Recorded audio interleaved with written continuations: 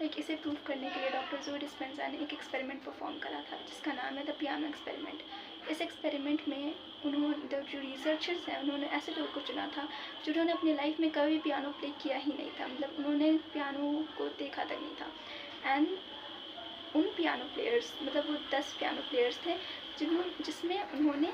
Like दो group में जो पीपल्स हैं, रैंडम पीपल्स, उनको डिवाइड करा था, group A and group B. Group A जो था वो फिजिकल प्रैक्टिसिंग की बात हो रही थी, मतलब कि physical practising means what, like उन्हें पियानो प्ले करना था by the use of the fingers, by the use of the muscles, by muscle movement की तरफ से। मतलब ऑब्वियस सी बात है, अगर आपको कुछ चीज़ नहीं सीखनी है तो आप अपना फिजिकल अपीयरेंस लोगे। लाइक आपको बैडमिंटन सीखना है तो आप ऑब्वियसली बात है जाओगे ही बैडमिंटन सीखना है, फिर फुटबॉल करना है, क्रिकेट करना है, तो आपको physical movement is important. And the same thing group A वाले को भी बोला गया था कि वो आप मतलब आप जो है मतलब अपनी फिंगर्स का यूज़ करो, ऑब्वियसली पियानो बजाने के लिए फिंगर्स यूज़ होता है। एंड जो ग्रुप बी था उसमें बोला गया था उनको करना था mental priming. Mental priming means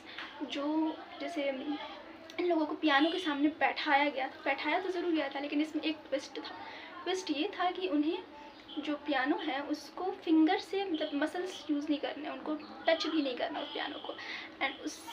जो उन्हें जो है वो मेंटल प्रैक्टिस करनी है, मीन्स मतलब उनको अपने ब्रेन में इमेजिन करना है कि कौन सा बटन कब यूज़ हो रहा है, किससे कैसी वॉइस आ रही है, ये चीज़ उन्हें इमेजिन करके अपने हाथों को यूज़ करना है, अपने मतलब हाथों कह रही सॉरी हाथों को नहीं, मतलब अपने दिमाग में इस चीज़ को इमेजिन करना है कि कौन से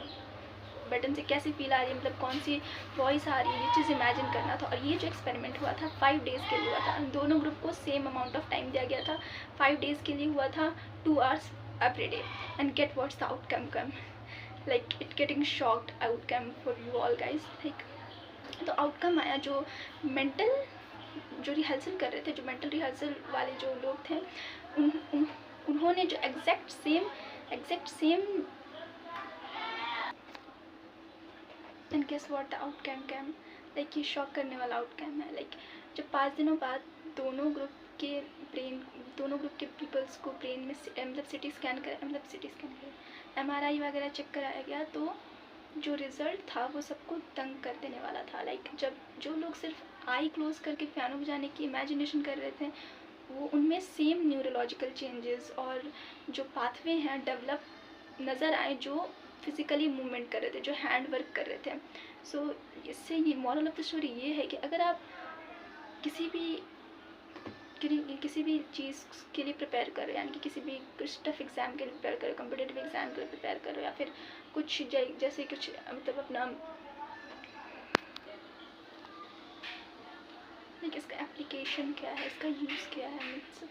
let me explain you. Like अगर आप किसी बड़े गोल या फिर किसी मुश्किल एग्जाम या फिर कोई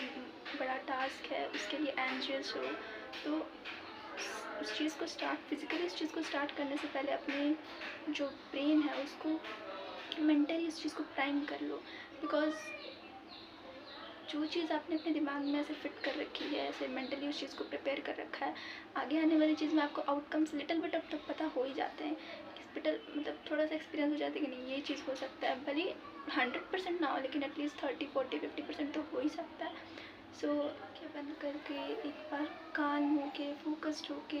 एक ऐसा थिंक करो कि आप एग्ज़ाम हॉल में बैठे हुए और आप बहुत अच्छा परफॉर्म कर रहे हो, एंड बहुत परफेक्ट परफॉर्म करते हुए जब आपका माइंड स्टेट को बार बार रिहर्सल करेगा तो रियल लाइफ में चीज़ को एग्जीक्यूट करना बहुत नेचुरल और इजी हो जाएगा। So the moral of the story is that don't focus on hard work only, start doing smart work because smart work is something which improve your hard work too. So subscribe if it's helped you and